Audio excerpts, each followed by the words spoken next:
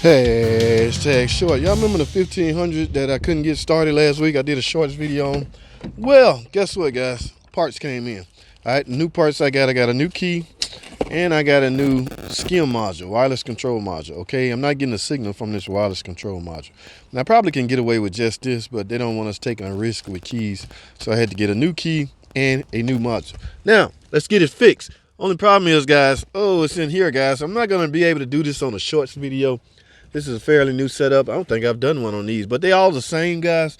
So what I'm gonna do is record me doing the job and just make a full-blown video and tag it or pin it in the comment section. Okay, I'm sure it's the same situations, guys. Panel come off. Once I get the panel off, I should be able to see it from here. Yeah, it's not too bad, but just so you know, guys, you need a special scan tool to do this. So if your scan tool not able to do this, don't even take the job. All right, you're gonna embarrass yourself. That's all I have. Hashtag short.